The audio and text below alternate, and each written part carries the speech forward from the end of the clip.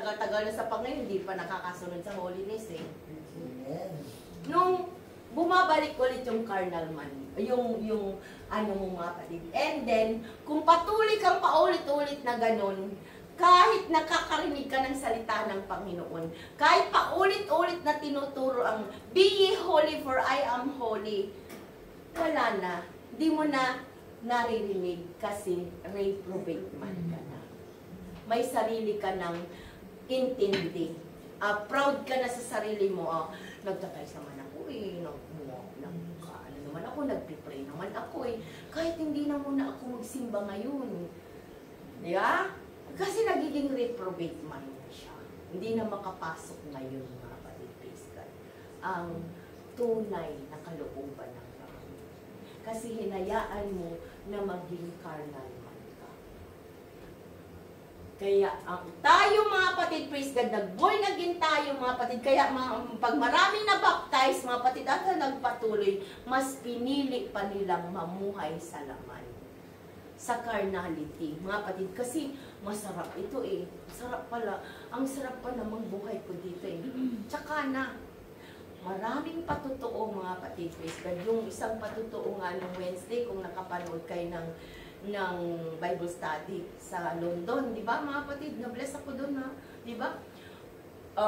Believer na, ginagamit na sa Panginoon, then bumalik siya mga kapatid, praise God, sa sanlibutan dahil nasilaw siya sa malaking sahod. Diba mga kapatid, amen? Pero anong nangyari? Tinanggal din lahat yun, nawala daw lahat ng bahay niya, ng kotse niya. Diba mga kapatid, bumalik sila sa biyanan niya or nanay niya, mga kapatid, praise God, and is, pero binalik pa rin siya ng Panginoon doon sa Saudi, mga kapatid, amen? At nakabalik din sa gawain ng Panginoon, mga kapatid. Hihintayin mo pa ba yung ganon? So, nandito ka na, nalaman mo na yung 7 men and 2 natures, mga kapatid. Antimano, patuloy mong ikukumahog ang sarili mong mga kapatid na mamuhay ka as spiritual man. Mga kapatid, spiritual man at spiritual man din, mga kapatid, hindi ka legalism na feeling mo I am holier than thou. Yan. Wala na yun, mga kapatid. Kailangan laging nandun pa rin yung meekness, love, joy, peace, yung fruits of the Spirit, babantayan natin. Doon, yun yung re-regenerate ng His Holy Spirit. Kaya, minsan na nakikita na yung sarili natin na galit na galit ka na naman, o nagalit ka na naman, kasi ganito, mayroong nag-provoke. Di ba, mga kapatid, talagang, nagalit talaga ako, mga kapatid, praise God. Minsan, nangyayari sa atin yan. Normal yan. The Lord. Bakit? Pinapakita sa iyo, mga kapatid, pagka nagawa mo yon, mga kapatid, pagkatapos mong nagalit, magme-meditate ka na, pag nagpipray ka, naalala mo ngayon ang Holy Spirit, nagsasabi sa iyo, anak, babaguhin na yun, re-realize mo na, at hindi ka mananatili ganun, unti-unti, may nababago lagi, mga. Amen? So, yan na po, mga kapatid. Now, when you are a spiritual man, mga kapatid, amen, kahit nag-grow, mga kapatid, yung fruit of the Spirit, kahit, mga kapatid, praise God, ang dami-dami mong nakikita, hindi mo yan pinapansin. Ang pinapatuloy mo is, Lord, kasi ikinukultivate ko ngayon yung sarili kong kaligtasan. At lagi mong gusto ko akong tular. Maging blessing ako. Maging pagpapala ako. Diga, maging pagpapala ako. Of course, hindi tayo perfect. Mga kapatid, amen? Mayroong masasabi sa atin. But, wag nating tignan yung sinasabi. Ang titignan mo, you are created to be a worshiper of God. You are created to do the will of God. Ano yung ginagawa? Patuloy mo yung ginagawa mo sa Panginoon. Hindi yung marami kang narinig, marami kang nakikita. Ginawa naman nila eh. Gagawin ko din. Ginawa mo eh, gagawin ko din. Ay, bakit si ganito? Hindi naman ganito. Never compare ourselves to the others. Ang lagi mong, kaya lagi kong sinasabi, what is the truth? Ano nga ba yung word? Doon ka manatili sa word, mga kapatid. Amen? Dahil doon sa word, yun yung kaligtasan natin. Amen? Kaya if we have mastered all these things, mga kapatid, amen, mabubuo na ngayon yung sinabi ni Pastor na magkakaroon ka ngayon ng burden sa kaluluwa. Dahil nakita mo yung sarili mo. Di ba, mga kapatid, na burden mo sa kaluluwa, mga kapatid, na magpipray ka na ngayon.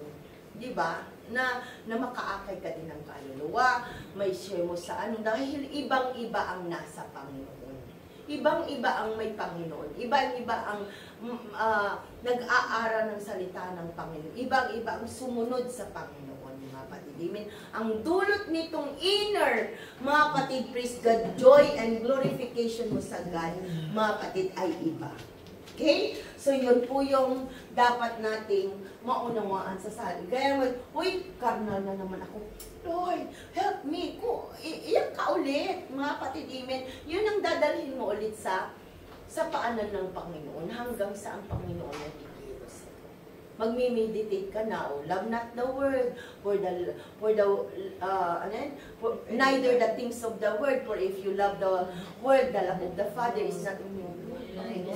Hindi ka pala yung pag-ibig mo sa akin, wala. Ganun, magawa ka lagi ng story. Ang sarap kaya ng ganun, di ba? Yung nagmi-meditate ka. Kaya nga sabi ko nga, mga kapatid, praise God, from time to time, message, memory verse this one, mga kapatid, amen, para mayroon tayong nami-meditate, nare-retain, mga kapatid, amen?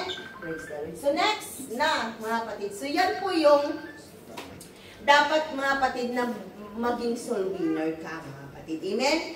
Praise God, yung evangelize, para ma-evangelize natin ang ibang tao, mga kapatid. So next, mga kapatid, so pupunta na tayo sa topic natin, mga kapatid. Amen? Na kung saan, mga kapatid, praise God, yun na, mga kapatid, naging malinaw na ang doctrine natin, mga kapatid, walang ibang plan of salvation, kundi Acts 2:38. Kaya pag may na-encounter tayo, ay, naglilingkod naman ako sa Panginoon eh.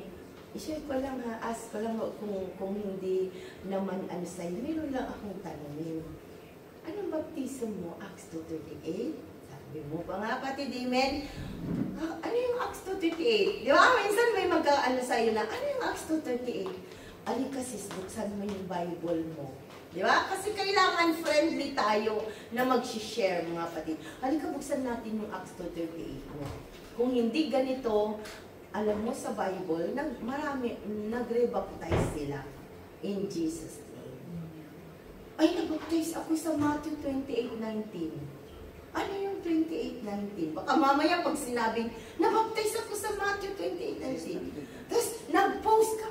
Ano nga ba yung Matthew 28:19? Hindi mo pala alam, mga kapatid.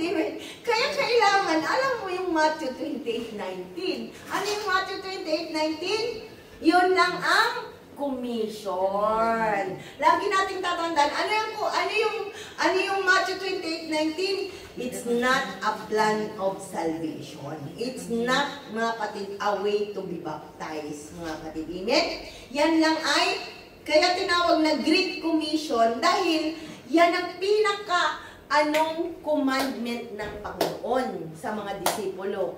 Go ye into all the world. Utos lang yon. Kaya tinawag na Great Commission. Ibig sabihin, ikinumit sa iyo na utos yan. Okay? Going to all the world and baptizing them in the name of the Father, the Son, and the Holy Ghost. And, sabi ng Panginoon, teach them to observe all things. Kaya observe, mga kapatid. And, sabi ng Panginoon, I will be with you even unto the end of the world.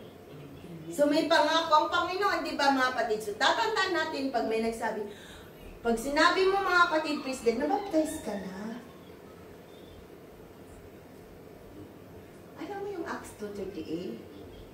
So ibabasa mo yung Acts 2:38. Ay, nabaptize ako sa Matthew 28:19. Paano natin ipapaliwanag yun? Sis, share ko lang sa iyo ha. Yung Matthew 28:19, Great Commission lang yan. Ang fulfillment ay sa Acts 2:38. Bakit? Great Commission, inutos lang. Halimbawa, Sister Seni, dalhin mo nga itong notebook ko kay Sister Jackie. Ito yung Great Commission ka sa kanya. Yeah? So ngayon si Sister Seni, sasabihin niya, Sister Jackie, pinabigay ni Pastora, notebook. Hindi niya sasabihin, Sister Seni, dalhin mo ang notebook na ito kay Sister Jackie. Hindi niya uulitin yung sinabi ko natin na, Sister Seni, dalhin mo ito kay Sister Jackie. Pero natin, utos pa rin yung dinala niya kay Sister Jackie. Hindi niya ginanap yung utos ko na, Sister Jackie, pinabigay ni Pastora. Di ba, mga kapatid, amen? So, ganun yung Acts 2:38. Nang sabi ng Panginoon, go ye into all the world, kaya sinabi ni Peter, nung nangara na siya, repent and be baptized, every one of you, in the name of Jesus Christ. Bakit? Naunawaan ni Peter na ang pangalan ng Ama, Anak at Espiritu ay Jesus, mga kapatid. Amen? So, naunawaan natin, in the name of the Father, the Son, and the Holy Ghost, mga kapatid. Amen? Kaya nung si Peter na ang nagbaptize, mga kapatid, in the name of Jesus na kaagad. Kasi alam niya na ang pangalan ng Ama, Anak at Espiritu ay Jesus. At yan ang Great Commission ng Panginoon, baptizing them in the name of the Father, the Son, and the Holy Ghost. Kaya sinunod ni Pedro, mga kapatid, na hindi niya sinabi na, I baptize you in the name of the Father, the Son, and the Holy Ghost. Kundi ang sabi niya, I baptize you in the name of Jesus Christ for the remission of your sins, and ye shall receive the gift of the Holy Ghost. Kaya, ang ganda, mga kapatid. So, yan po yung mga kapatid. Kailangan master natin yung Acts 2:38 at saka Matthew 28:19. Amen? So, how to win souls, mga kapatid? Who may win souls, mga kapatid? Amen? Every one of us, mga kapatid, every born-again Christian, mga kapatid, amen, or every Christian, mga kapatid, praise God, sabi nga, dapat pala, mga kapatid, walang born-again Christian. Kasi, hindi pa tayo naging Christian. Magiging Christian ka lang nung na-born, na i-baptize ka, mga kapatid. Amen? Kaya, as much as possible daw, mga kapatid, Christian, every Christian, mga kapatid. Amen? Born Christian, mga kapatid. Amen? Ngunit, sinabi lang doon, mga kapatid, sa John 3:35, born again. Okay? Mga kapatid, praise God. But, hindi naman sinabi doon na born again Christian eh. Kasi hindi ka pa Kristiyano. Di ba? Hindi pa tayo Christian noon, mga kapatid. Naging Christian ka lang, born again ka lang noong naging baptized ka. Amen? So, every one of us, mga kapatid, amen, ay fishers of men, mga kapatid. Amen? Mag-weaving ka. Hindi yung, ikaw na, sister, kasi vocal ka naman eh. Pero nandoon dapat yung burden na natin. Kaya yung turo ng pastor, mayroon ka ng love sa souls, mga kapatid. Next! Ate Hana. Okay, so when? Diba? Who? Everybody. When? Kailan naman tayo mag-win souls, mga kapatid, amen? Sabi niya, walang pinipiling oras. Kagaya ng sabi ni Pastor, mga kapatid, amen? Bakit tayo walang pipiliin na oras? Anytime, mga kapatid, praise God, sabi niya sa 2 Corinthians 6:2, mga kapatid, praise God, today is the day of salvation. Ngayon ang araw ng kaligtasan. Amen? So, mga kapatid, praise God. Next, mga kapatid, how may souls be won? Paano nga ba mag-win ng souls? Mga kapatid, amen? Praise God. Winning souls is not necessarily winning arguments. Pag mag-win ka, hindi ibig sabihin pag nakipag-sharean ka is na-explain mo lahat, mga kapatid, naging soul winning ka na. Di ba? Yung mga kapatid, nakipag-argue ka is nanalo ka. Nawin ka nga doon, pero nawala yung kaluluwa. Ang mahalaga doon, mga kapatid, is nagkaunawaan kayo. Diba? Atin, amen. Nai-relay mo ang salita ng Panginoon, mga kapatid. Amen? The motive of the soul winner must be pure. Laging nandyan yung purity mo, hindi yung, magwiwin ako ng soul, mga kapatid, prisoner, para, anniversary na naman. Gusto ko maging soul winner all the year. Hindi. Although na nandyan ay motive, ay yung inspiration mo yun, pero hindi yun ang unang mong motive. Diba? Ang unang motive mo, mga kapatid, is makilala niya si Kristo. Mga kapatid, makapasok siya sa kaharian ng Panginoon. Mga kapatid, amen? So, the soul winner must be fully persuaded na paniwala ka talaga na ikaw ay mag-aakay ng kaluluwa. Kasi, sabi niya doon sa Psalms 126 verse 6, mga kapatid, he that winneth souls is wise. Matalino daw, mga kapatid, ang mag-akay ng kaluluwa, mga kapatid. Amen? So, Lord, gawin mo naman akong maging matalino. Huwag mo akong gawing mangmang, huwag mo akong gawing baog. Diba? Yun ang mga prayer natin, mga kapatid. Amen? So, the soul winner must be fully persuaded that a soul outside of Jesus Christ is a lost soul, mga kapatid. Amen? Ligaw pa rin na kaluluwa lahat ng hindi nakakilala kay Jesus Christ.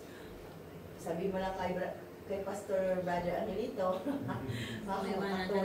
So next, must have a personal experience with God that all the powers of darkness can cause him to doubt, mga kapatid. Amen? So mayroon na lagi tayong personal experience. Kaya may karoon ka laging testimony na you are called out of darkness into His marvelous light, mga kapatid. Anong version? He called us from darkness into His marvelous light, mga kapatid. Mayroon ka laging testimony how the Lord deliver you from darkness. Kung kaya, paano mo, mga kapatid, mayroon ka laging personal testimony, mga kapatid. Next. Okay, hanggang 5, tayo. Next. Malapit naman na yan. Ano na? Sa atin. Okay. Ay, sorry. Yung condition ng heart natin, mga kapatid, napaka-importante. Kailangan hindi masaya ka, hindi yung mabigat. Mag-iiban nila sa kasi nag-utos si Pastor eh. Nag-utos si Pastora. Hindi, mga kapatid. Wala kang ngit-ngit sa puso natin, mga kapatid. Amen? The condition of the heart must be very important. He should be careful about his own personal appearance. Napaka-importante din ang personal appearance natin. Mga kapatid, baka mag-aakay ka, hindi naman nakikita sa iyo ang pagiging Kristiyano. Diba? Kaya, kailangan motivate mo muna natin yung sarili natin. I'm really a Christian. Diba? Christian ba ako? Hindi ba mapapahiya si Lord? Ang nire-represent natin is Jesus. We are the ambassador of the Lord Jesus Christ. Lagi nating ipipresent si Jesus Christ, mga kapatid. Hindi mapintasan ang Panginoon. He should always, lagi ko itong sinasabi, mga kapatid, palangiti tayo. Huwag tayong, kahit anong problema natin, mga kapatid, marami ng problema ang mundo. Diba? Kahit sino yan, ngitian natin, kintatan natin. Kaya minsan, kaya siguro na-adapt ng dalawa kong anak, di ba, mga kapatid, praise God, na yung ngiti, na mula nung maliit pa sila, mga kapatid, Mami, hindi smile sa akin, no? Kasi smile na si Rachel, nag-i-smile sa kanila. Gusto nila lahat ng makita nila, nag-i-smile sa kanila. Mga kapatid, amen. Praise God. So, siguro nakikita nila na yung mga kapatid, praise God. So yun, always wear a smile and cheerful. Mga kapatid, approach very important, mga kapatid. The persons, kung nakapag-approach tayo, kumusta na mga anak mo? Diba? Hindi ka agad-agad, huy, halika nga dito sa church, mga kapatid. Hindi. Makipagkaibigan muna tayo. Kumusta? Ay, may anak ka na pa lang. Ay, oo, ito, dalawa anak ko, ang gaganda pala ng anak mo. Di ba? Doon nagsisimula mo. Amen? Praise God.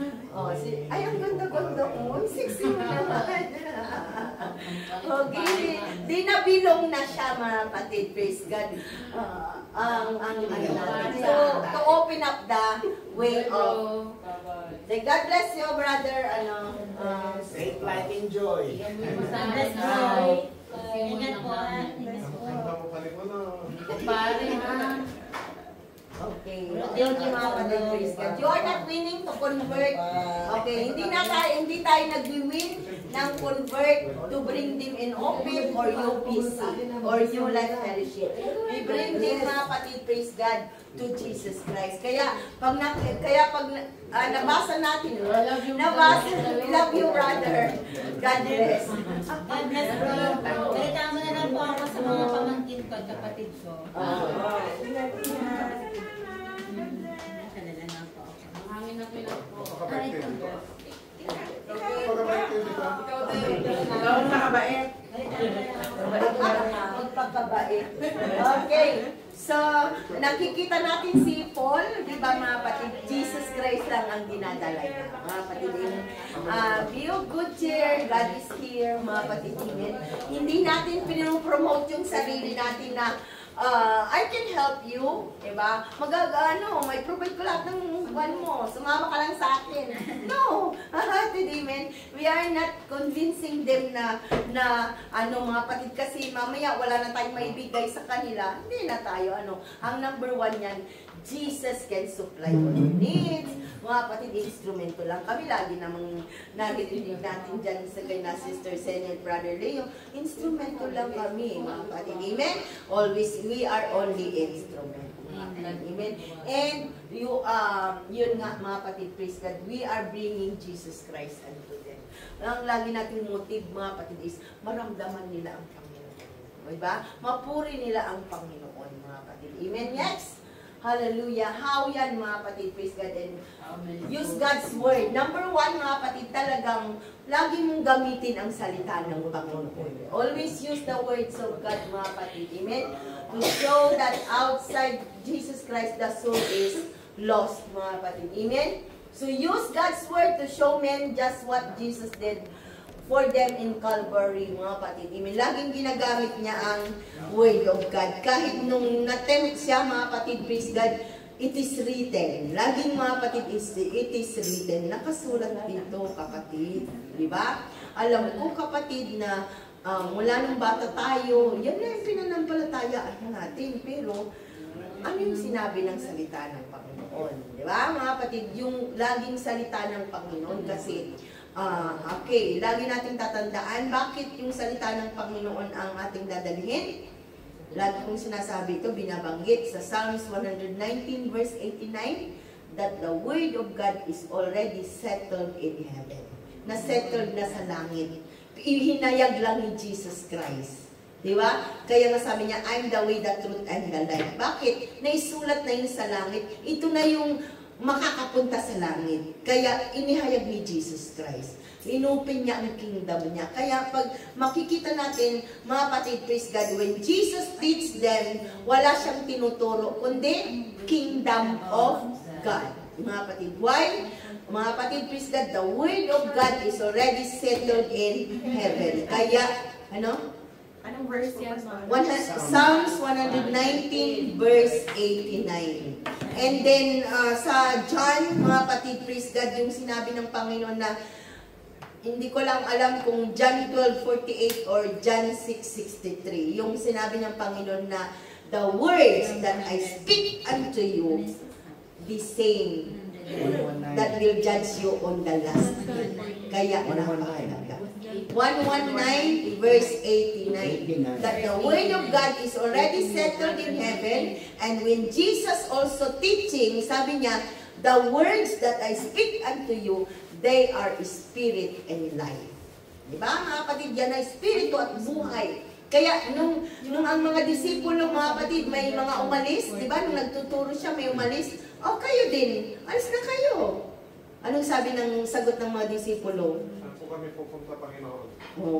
Because, anong sabi niya? Airport. Ayun ang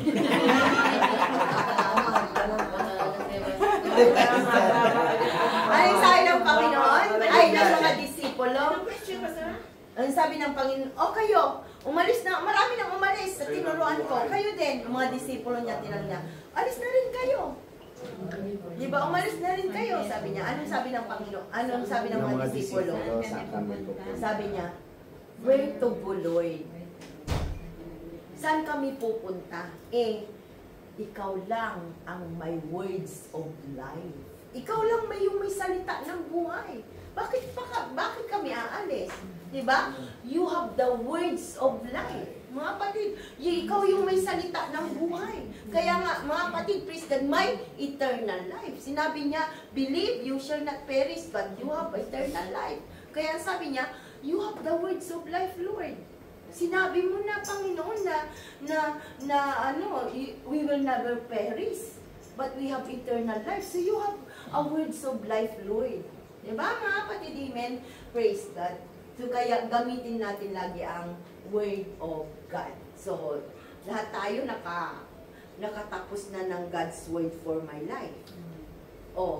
Magtatanong ako ngayon. Ano ba yung tanong doon sa unang page? What is the word of life in you? The words of life in me is, Sister Princess.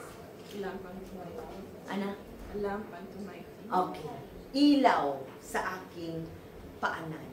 Okay, Sister Brother Leo. God's word for my life. The word of the Lord is a mirror. Kaya nga, magsasalamin ka sa salita ng Diyos. Doon mo titignan yung sarili mo. Dito, doon mo titignan yung standing ng spiritual mo. Hindi mo titignan yung spiritual mo sa isang kapwa mo.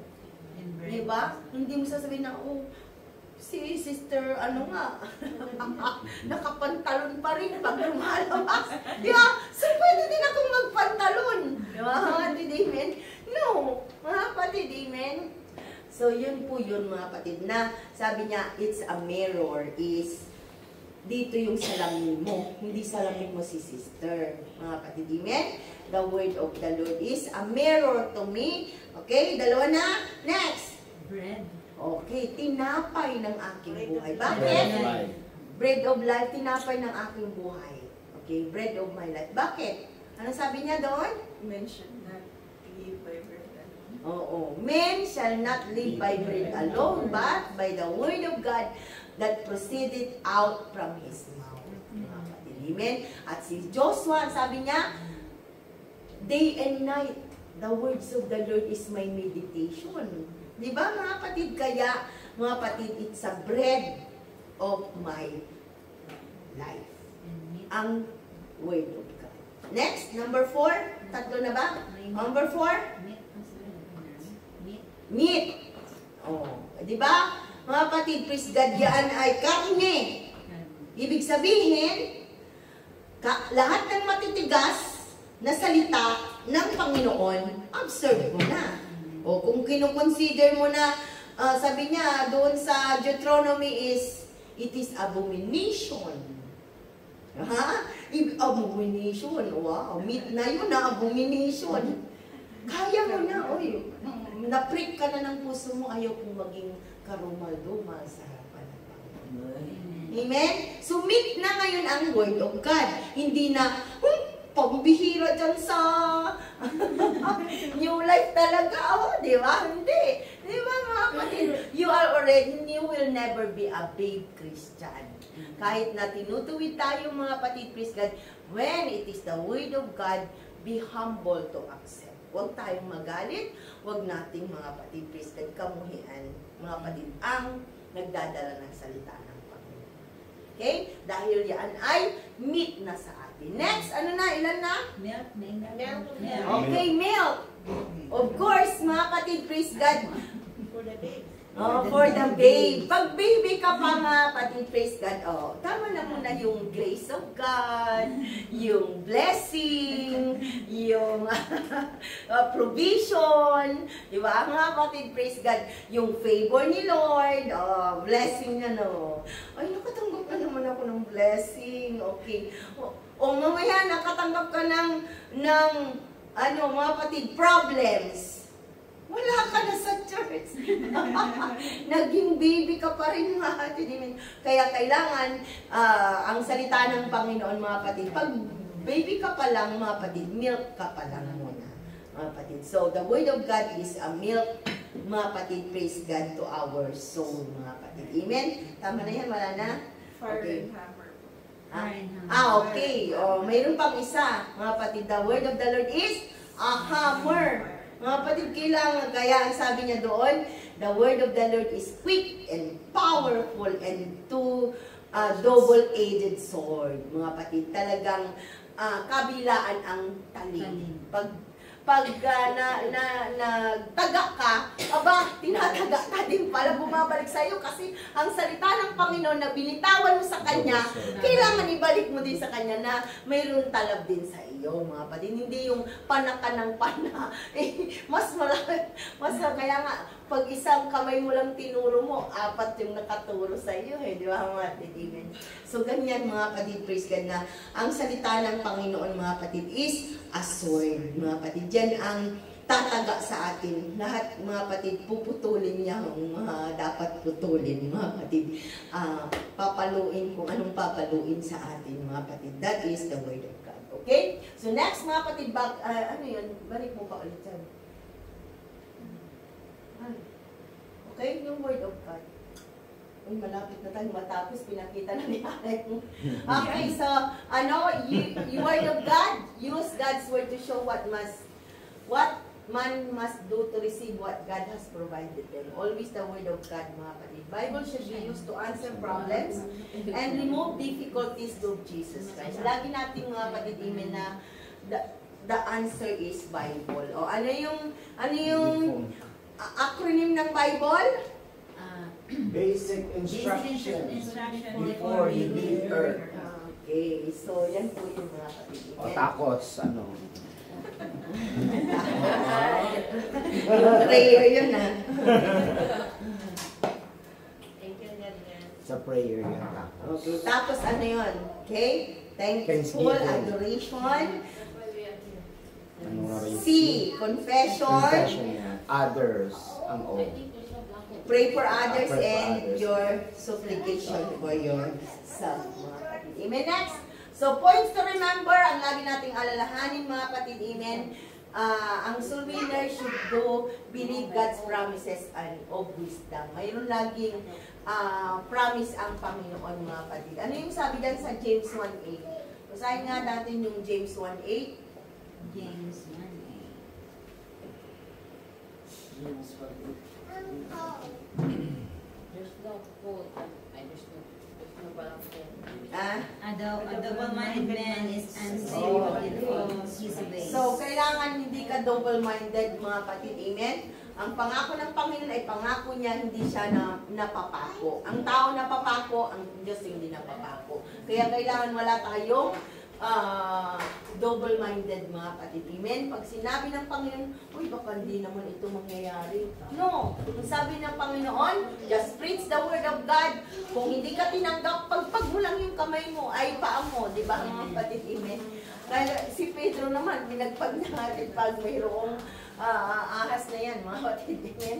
So, claim deliverance from the fear of men, mga kapatid. Laging, huwag kang matakot sa tao, mga kapatid. Keep your eyes open for opportunities. Always open your eyes to the, mga kapatid, yung opportunities na mag-win ng kaluluwa, mga kapatid. We are surrounded by many opportunities. Purpose to win one soul. Laging mag-purpose ka, mga kapatid, win one soul, mga kapatid. Amen? Maalala ko nung bago lang ako sa Panginoon, mga kapatid, amen, na lagi kong umiyak talaga ako sa Panginoon. Ayaw ko yung, sabi nga, baog ka.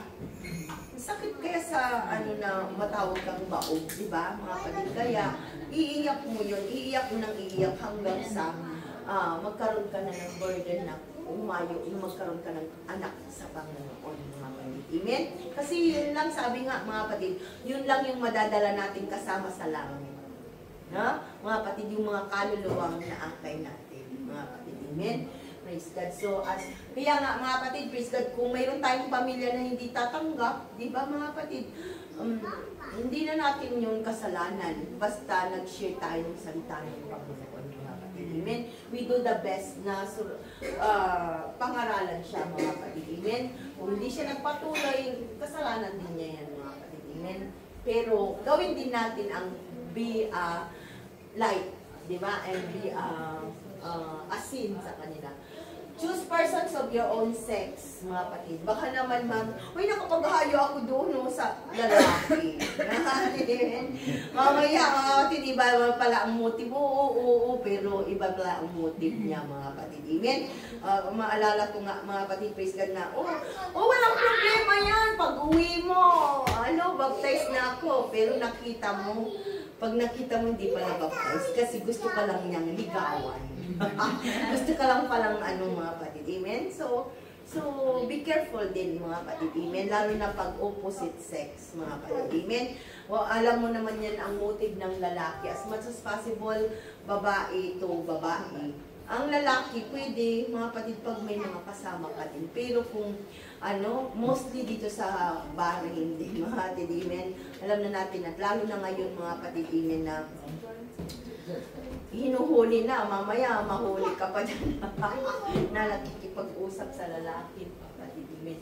Praise God. So, ingat din tayo, mga kapatid. Though, nandun yung motive natin, but, mga kapatid, praise God, sometimes, mga kapatid, praise God, kaya yung mata nga nagkakasala, minsan nakita ka ng, uy, si may boyfriend. Nakita ka lang nakausap mo yung lalaki, may boyfriend na daw, mga kapatid. Amen.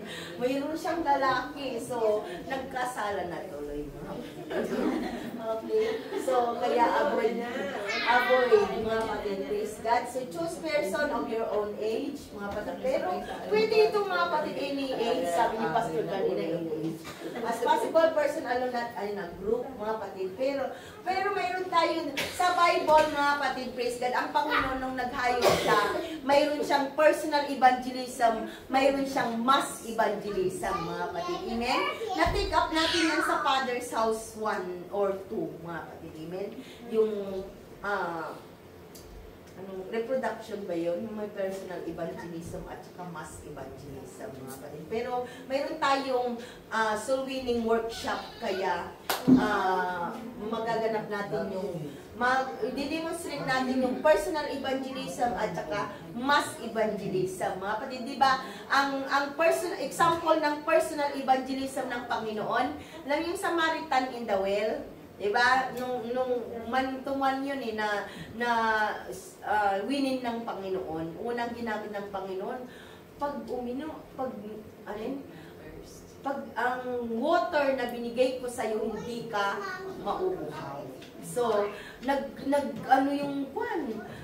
yung babae, di ba, mga kapatid, pag ako dito, di ako mauuhaw. Kaya nawin, mga kapatid, praise God, yung babae. Sa mass evangelism naman ng Panginoon, mga kapatid, di ba, ang mga 5,000 men na tao, di ba, pinaupo niya at pinakain niya sa 2 loaves of bread ba yun? And 5 fishes, di ba? 5 fishes and 2 loaves of bread. Tama ba yun? 2 fish and 5 loaves of bread. Doon niya yung mas evangelism, mga kapatid, na sa pamamagitan ng 5 tinapay at 2 isda ay napakain niya yung 5,000 tao at may sobra pa, mga kapatid. Amen? So, ganun din, mga kapatid, paano tayo mas evangelism ng ganun? Magtataka yung mga kasama mo, pare-parehas lang kayong ng mga sahod, like 100 BD ang sahod nyo, mga kapatid. Amen? Paano mo ma-evangelism yan? Sa 100 mo, na pagkakasya mo, nagtataka, hindi ka nakakautang. Di ba, mga kapatid? Amen? Naka-evangelize ka na yun, mga kapatid. Sabi ng Panginoon, seek ye first the kingdom of God. Di ba? Kaya nagkaroon ka na ng mas evangelism. So, ganyan, mga kapatid. Amen?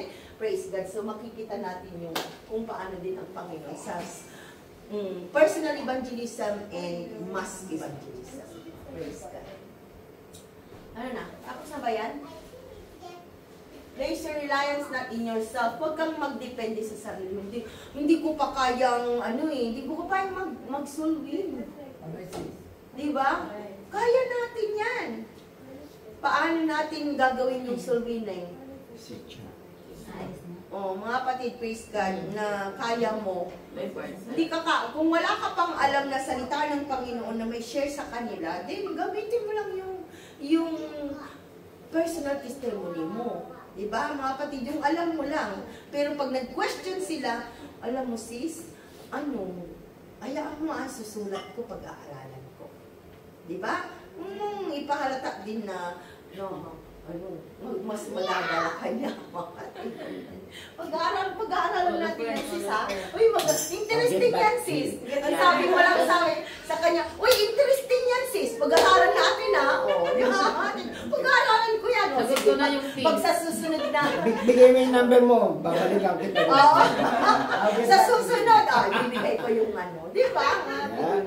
So, nagkaroon kayo ngayon na, bigay mo sa akin yung number mo, sis. Pag nag-gen yung number, ikaw, magre-ready ka na rin, mag-aaral ka na. Hindi yung, kinuha mo yung number niyo, pinabayaan ka, hindi, natatakot ako doon.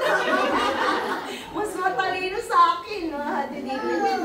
Magre-ready ka din, mga kapatid. Amen? After 1 month. Okay, fairness, mga kapatid talaga dito yung mukha natin. Keep sweet. Lagi kang sweet. And patient. Maging patient lang tayo, mga kapatid.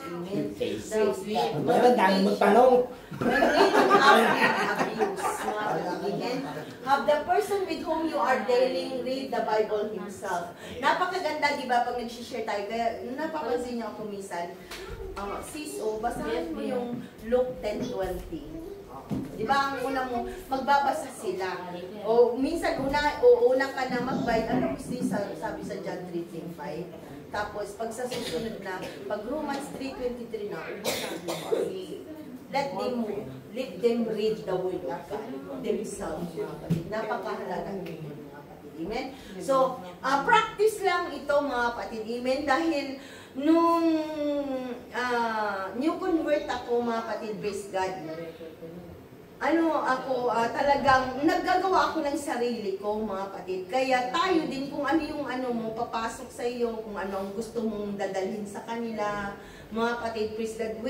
When I'm reading the Word of God, mga kapatid, at nag-prick sa puso ko yung Luke 10:20 na huwag kang magalak kahit na napapasunod mo ang espiritu or ang dami mong kapangyarihan, huwag kang magalak doon. Ang sabi ng Luke 10:20, ang ikagalak mo, nakasulat ang pangalan mo sa aklat ng buhay.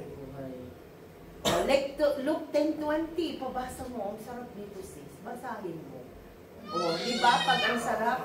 So, talagang gusto na ng Panginoon, makasigurado tayo na nakasulat yung pangalan natin sa aklat ng buhay. Diba? Mga kapatid, and susunod ka na ngayon, paano maisulat ang pangalan mo sa aklat ng buhay? Paano ngayon? Kaya, di ba? Yan, pupunta ka na sa John 3:5. Kasi, entering to the kingdom of God. Ngayon, kung naganap mo yung John 3:5, doon na isusulat yung aklat yung pangalan mo sa aklat ng buhay, mga kapatid. Bakit? Except a man be born of water and of the Spirit, he cannot enter into the kingdom of God. So, papasok ka ang sasabihin mong next is, ano ngayon ang kaharian ng Panginoon? Tatanungin mo, mayroon ka na bang knowledge about kingdom of God? Ano yung knowledge mo sa kingdom of God? Ay, yung si Pedro is, bubuksan niya yung aklat may aklat na bubuksan niya, tapos pag wala yung pangalan ko doon, pabalikin ako sa lupa. Diba? So, ano ang kingdom of God? Mga kapatid, amen? What is kingdom of God? Diba, pupunta ka ngayon sa Romans, ano yan? Sa Romans 10:17. Sabi niya doon, for the kingdom of God is not meat and drink, but ano? Peace, joy, the kingdom of God is not meat and drink, but love, yata, joy, and love and peace and joy in the Holy Ghost. Ay, righteousness pala mga kapatid. The kingdom of God is not meat and drink, but righteousness, peace, and joy in the Holy Ghost. So kung sinabi na ang kingdom of God is righteousness, di ba? Kaya tayo, mga kapatid, praise God, nagsisisi kasi no one is righteous, not anyone. Di ba? Walang righteous, mga kapatid. Ngayon, ang kaharian ng Panginoon ay righteous, kaya ginagawa tayong righteous. At paano tayo maging righteous? Sa pamamagitan lang tanggapin si Kristo kasi siya lang ang nagbigay ng dugo para sa atin na tayo ay maging righteous. Amen? Na ang Espiritu ng Panginoon, He will regenerate us in the righteousness of God. Kung kaya't mga kapatid, ang Panginoon, ibabalik tayong muli sa creation niya. Ano ang creation niya mga kapatid? Babalik ka doon sa, alam mo yung Ephesians 4:24. Mga kapatid na, the Lord, mga kapatid, praise God, hallelujah, bring back in the true creation of God, in true holiness and in true righteousness. Di ba? Mga kapatid, amen? Minsan, bakit? Noon mga kapatid, praise God, sabi ko yung mga teacher namin, paano kaya yung si Teacher V at saka si Teacher bakit nakuput up nila yung Word of God? Di ba?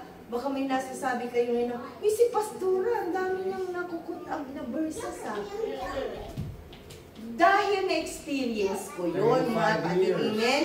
Na-experience ko yun na tuwing nagbabasa ako ng Bible, mga kapatid,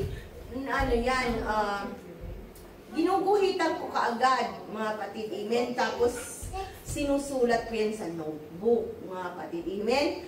Praise God. At, kaya nga sabi ko sa inyo, mga kapatid, praise God, nung new convert ako, mga kapatid, I don't have a chance, mga kapatid, na may sariling kwarto, natutulog lang ako, mga kapatid, sa sofa, mga kapatid, amen, daan-daanan ako ng mga lolo at lola sa employer ko, mga kapatid, amen. Pero anong ginagawa ko? Pag pupunta na kami doon sa bahay ng amo ko, mga kapatid, praise God, doon ang chance, mga kapatid, praise God, na magsulat ako ng verses, tapos pupunta na naman kami. Araw-araw yan, mga kapatid, amen. Ginagawa ko sa loob ng train, doon ako nagbabasa ng Bible. Pag nagpapatulog ako ng bata, nilalagay ko sa tiyan ko yung Bible para itago ko, mga kapatid, kasi bawal nga oras ng trabaho mo, hindi ka pwedeng gagawa ng iba. So, pag pinapatulog mo yung bata, maging wise ka din, di ba? Pag pinapatulog mo yung bata, nandoon yung, pag napatulog, basa ka ng konti, di ba? Bago ka lalabas, o hindi ka naman pinapalabas, di doon ka lang muna. Di ba? Ganun, mga kapatid, praise God. Dapat meron tayong hungerness kung paano natin i-absorb yung Word of God para mayroon dahil tayong maipakain sa kanila. Amen? Praise God, paano tayo lalago? Yung discipleship class natin, mga kapatid, amen? Kahit nag-graduate na tayo, gawin mo yan na reading and meditation mo. Mga kapatid, balik ka sa God's Word for my life hanggang sa familiarize mo. Pumunta ka sa repentance. Pagka kailangan mo, mga kapatid, ano bang sinasabi ng repentance? Anong sinasabi ng water baptism? Holy Ghost. Anong kahalagahan ng Holy Ghost? Anong kahalagahan ng water baptism? Hanggang sa napapamiliarize mo na din, thank God, you are a vessel of the Lord. Amen? Praise God. So, don't rely on your ability or powers or persuasion, mga kapatid. Huwag kang mag-rely sa kapangyarihan. Ay, malakas na ako. Mawiwin ko na yon. Huwag kang mag-rely, mga kapatid. Mawiwin ko na yon. Malakas na ako. Aba! Na-invite ka sa party. nakita mo. Kita kayo. Doon. Sabi nila, ano doon? Aba! Sabi mo, hindi ka pumunta. Instead na maging light ka doon, aba, ayaw kong maging OP doon na. Ilagay ko na nga yung ano ko. Diba? Wala ka. So, wala na ating praise. Hindi tayo Amen? So, don't rely on your own ability or powers. Do not multiply text do not multiply text and illustration, mga kapatid. Amen? Ano yan? Should not do, mga kapatid. Amen? Wag kang maraming text, maraming kang sobra-sobra na yung verses na bibigay mo sa kanya. Kailangan isa lang, pag naunawaan niya, kung nagtanong ulit, magbigay ka ulit sa. Hindi yung, ito, tingnan mo, basahin mo lahat yan. Okay ito basahin mo dyan, 335, Acts 2:38. Nag-enumerate ka na ng ano. Tapos, basahin mo yan sa 1 Peter 1:16. Nandun ka na sa something holy is within me, separated because of Him. Minsan na nawin mo, nasakal siya. Nasakal na choke, mga kapatid. Amen. Hindi na siya nag-hinga, mga kapatid. Amen. Kaya, dahan-dahan lang, mga kapatid. Amen. Kaya nga sabi nga, mga kapatid, pag i-classify mo din yun, mga kapatid, na hindi tayo kagad-agad pupunta doon sa doctrine. Okay? So next, mga kapatid, praise God. Do not forget your weapons, the sword of God, and prayer, mga kapatid. Wala na si Johanna. Okay, malapit na. Next na si brother. Saan ka na? Yun. Okay, points to remember. Huwag kayong maghari or shoddy word. Do not ever grow angry or impatient. Bahala ka na nga! Hindi ko bahala ka na nga dyan! Hindi ka naman maniniwala. Hindi bahala ka na sa buhay mo. Tigas ulo mo eh. Galit na! Galit na! Huwag kayong mag-aalit, kapatid. Amen. Smile ka pa rin. Kapatid, kahit na kumukulo na yun, napahiya ka na, di ba? Napahiya ka na talaga, mamumula ka na.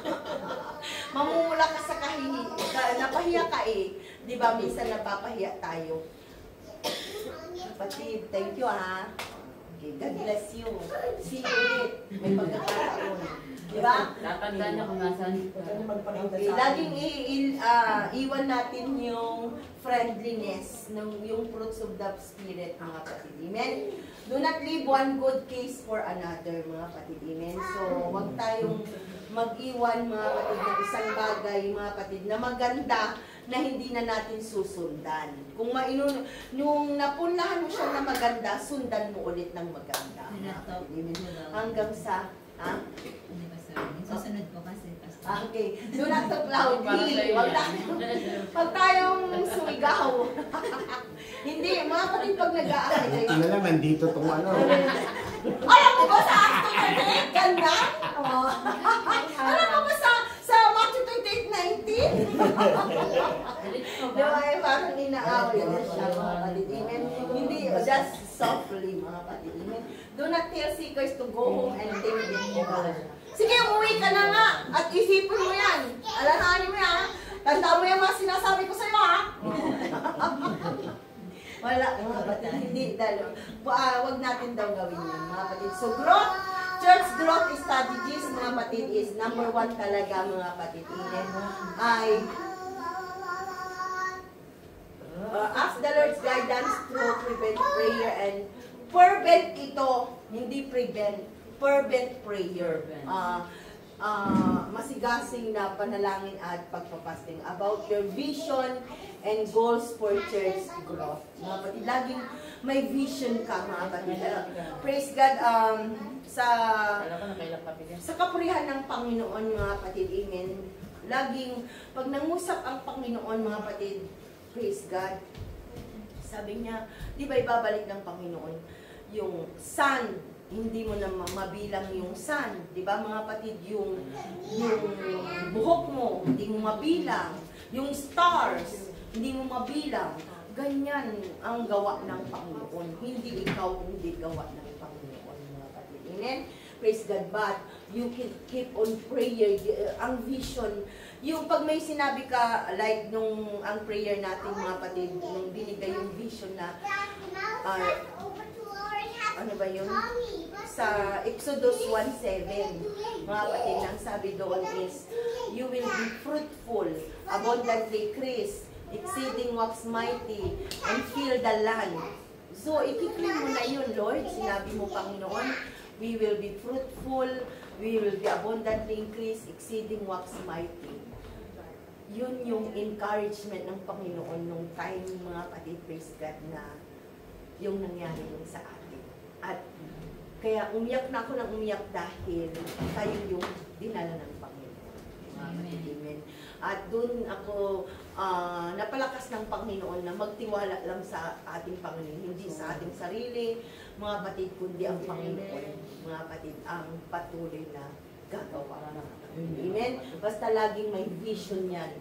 At yung vision na binigay ng Panginoon, yung Word of God na binigay niya sa iyo, ano mo lang yan, sasambitin mo, sabi mo Panginoon, sabi mo Panginoon, sabi mo Panginoon, and the Lord will fulfill His promises. Amen. Para nandoon yung growth strategies ng Panginoon, mga kapatid. At kung sa bawat isa sa atin, mga kapatid, laging hingiin yung guidance niya. At lalagi kang, ano yung, how you create your prayer. Ano nga ba yung object mo in prayer? Lagi kang may object in prayer para hindi ka dull moment sa pananalangin mo. Yung tama na yung, thank you Lord, gising na ako. Kailangan pag kumausap ka sa Panginoon, lagi kang may object. Object mo, object natin mga kapatid, evangelism din. Keep on winning. Keep on praying souls pala mga kapatid. Amen? So, make the decision to grow. Lagi kang mag-desisyon ng paglago mo. Hindi ka didesisyonan ng iba. Kasi pag dinesisyon ka, mag-aral kasi sa... sinabi ni Pastora, mag-aaral ako. No, mag-decide ka din. Ay, sinabi ni Pastora, mag-aral ako. Subukan ko nga, di ba? Subukan ko nga mag-aral. Di na lang ako Facebook ng Facebook. Di na lang ako TV ng TV. Di na ako ng, Sister Cindy, alaga ng alaga. Magbasa nga ako ng mayroon nga akong daily devotion, 1 chapter a day. Oh, di ba? Oh, so, mga kapatid, praise God, laging mayroon yan, mga kapatid. Di lagi akong, nauubos yung oras ko sa suklay ng suklay. Make a decision to grow.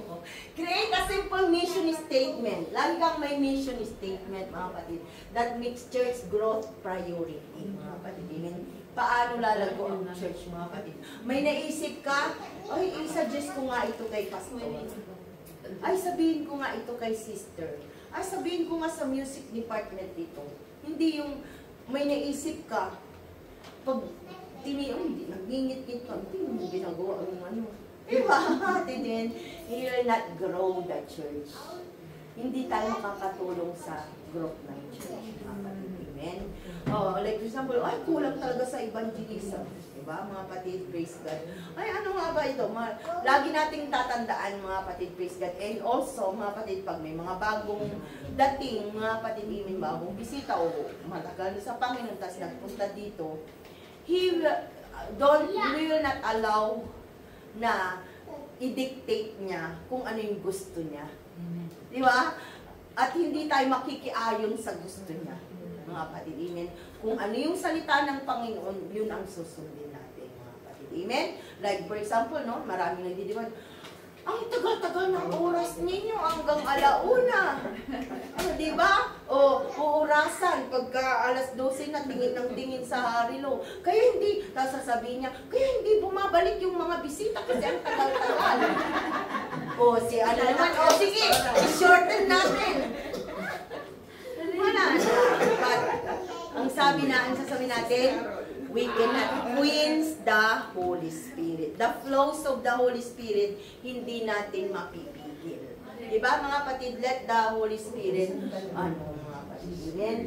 So, create a simple mission. Ayun, mga kapatid.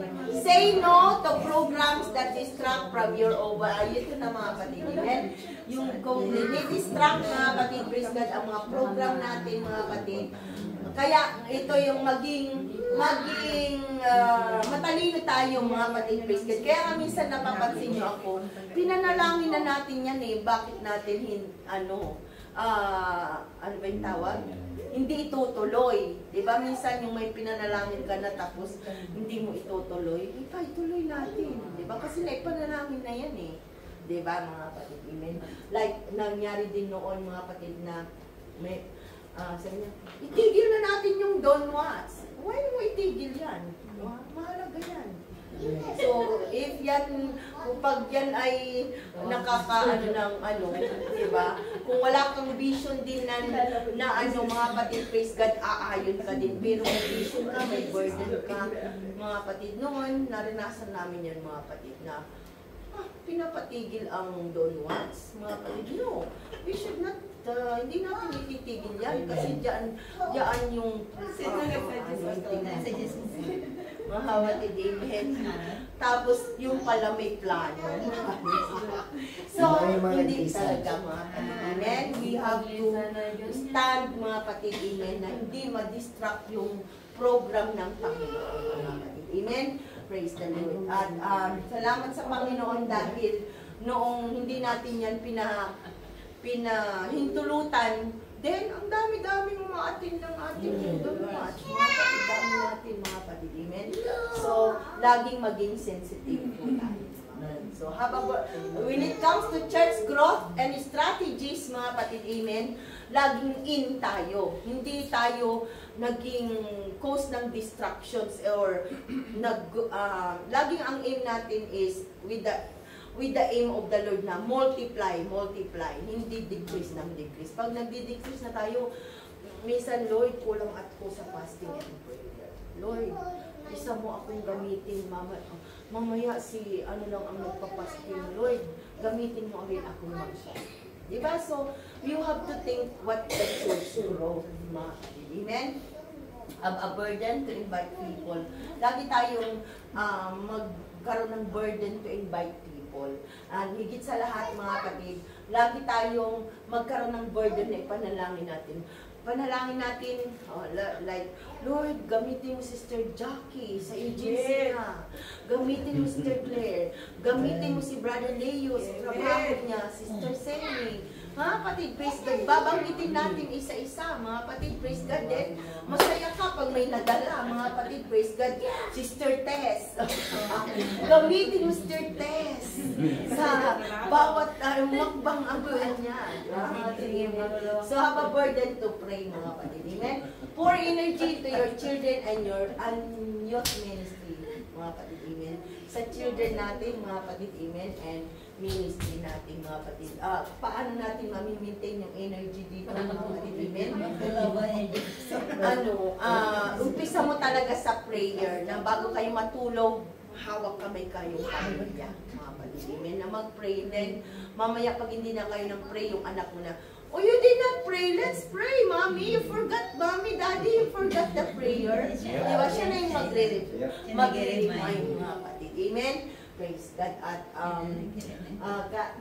napakahalaga, mga kapatid, praise God, ang prayer ng family, mga kapatid. A family that prays together, stays together. Mga kapatid, praise God. And, mga kapatid, a prayerful Christian is a powerful Christian. So, start in creating a cell group. Yung cell group, mga kapatid, amen, na sa pag-growth, mga kapatid. Kaya nga, sabi ko, ay, yung kwan kaya na team wonderful, cheerful, gawin nga kaya natin yung team ng evangelism. Diba, mga kapatid, amen, na okay, team wonderful, how many visitors that you have bring, diba? Hatid, amen. How many, gagawin natin yan ngayon. So, create tayo ng cell group na evangelism, mga kapatid. Amen? Praise God. So, umpisa, pero within this month, mga kapatid, praise God, gagawin natin itong puro evangelism tayo. Mayroon na pong lesson, mga kapatid, praise God, na dapat, mga kapatid, isisingit dito, mga kapatid, amen. Gagawin na lang natin ulit na workshop. Diba? Na bawat isa sa atin ay may turo.